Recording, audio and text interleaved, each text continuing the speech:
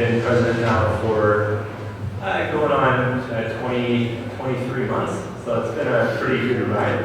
I've got another month here remaining, and I'd like to say I really appreciated the opportunity to do so, to work so hard for you folks, and to really, I feel, make some positive change in the lives of students. And so, how have I done that this year? Well, lucky for you, I prepared a list, so I can tell you all the things I did. Okay?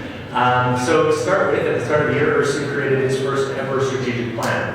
Now, this might sound boring to folks who aren't interested in organizational governance, but hey, having an overlying strategy that sort of underpins all the decisions that we're making, well, that's a pretty big deal, because all of a sudden the organization, instead of going this way, then this way, then this way, then this way, we can start to focus our efforts in a singular direction, with the goal of providing high-quality services, advocacy for students, and to create a fun and healthy student experience. So we've been working really hard on that this year, and I feel like we've been pretty successful.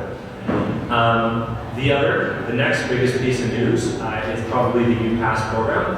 After last year's referendum in the fall, we got to work, in the winter, we got to work negotiating with the city of Regina. And it turns out that getting the referendum approved was only half the work. We had to find a deal that was going to be acceptable to our city council and also fit within the box that students gave us. Below $90 a semester, full paratransit and transit service fees, and good at getting the best value possible for students within that. I'm happy to announce that as of December, we've signed our agreement with the city. $87.60 a semester is going to be the price for students. That's a significant improvement when you compare that to $75 a month, which is the current pass or price for post-secondary education transit classes. And we've already been working with the city to talk about what sort of transit improvements we're going to see. So 5 new buses on the road, new routes, and increased frequency on high traffic corridors. There were also in the talks to potentially bring some heated shelters to the campus within the next year. So very exciting stuff, and it's going to make the transit program here a lot better. We're currently hard at work, and I'll be passing this on to my predecessors to get the opt-out and sort of activation process ready. Future student cards, those issued this fall, will contain the UPass within them. Existing student cards will get a sticker on the back so that we can activate and get you on those buses.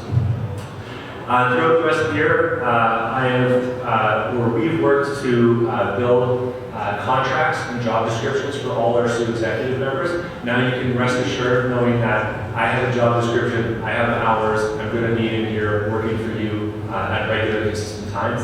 That was the thing that existed before I came to URSU, and it was a big promise on my platform in my first 10 second campaigns. And after doing the groundwork, figuring out how HR works, we've managed to get it done before I know you.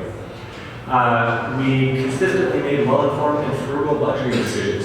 Now, that might not sound like a challenging thing, but this year we changed from an outdated accounting system that was so far out of date we had to set calendars on our computers back so that it would believe that the program was still valid, to one that is current, modern, and easily accessible. So we can access information to make the right decisions more consistently. We've finalized fee sharing agreements with a number of our constituents on distant campuses. So First Nations University Saskatoon campus, First Nations University PA campus, who've come out to the AGM today. Happy to have you guys here. And also with a number of groups that have special fee sharing agreements. So the Grad Students Association, who pieced out before I started talking about those sorts of groups. The OWL has also been quite busy this year. You may have noticed, if you're a beer drinker, 10 new taps in the OWL, bringing us up to 20 taps, more local content, more local brewing than ever on our taps, and that's very exciting to us, and to me, who's not a fan of beer. We've also had more concerts in the OWL than ever before, and we've made the OWL into an all-ages venue. So that means that from 11:30 a.m. open until 8 p.m., the OWL is an all-ages place. So students that are residents and that are underage or just any underage student can come to the OWL until 8. We're working with the university to extend that. We want to be able to do all-ages shows on this campus. We've also created a safe walk plan from the OWL. We recognized that it was pretty ridiculous that the university was asking us to walk outside of the loop to the left or to the right when it's -30 out, but that didn't happen that much this winter. And so on Friday nights, we've been running a pilot program where students can walk from the Owl directly back to the residences, the North and South residences, and the new Hall A residence. And those, that program has been well received and well used by our students. So we're really excited to be able to offer that, and we hope to continue it in the next year.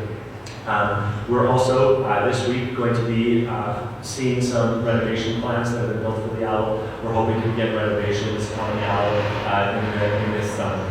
So students will get to see a new, beautiful, modern Owl in the years to come. We've also been working really hard on advocacy.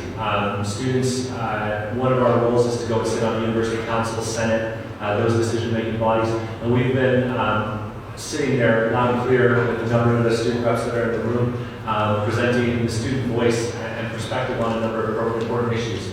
The big one that comes to mind currently that's going to be discussed at the upcoming June meeting is the subject of convocation and invocation. Should we be having a denominational Christian prayer at the start of our publicly funded convocation?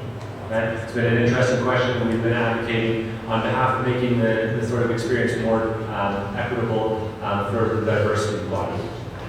So, briefly, I apologize for going so long. That's been what we've done this year at URSU. I'm really excited to see next year's team come in, pick up where we left off, and continue to bring this organization forwards and to achieve great things. I'm particularly excited to welcome Jermaine. Jermaine, give yourself stand up and let's give him a round of applause.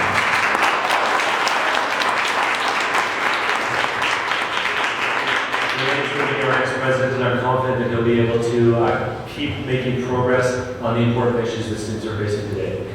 Thank you very much for your time.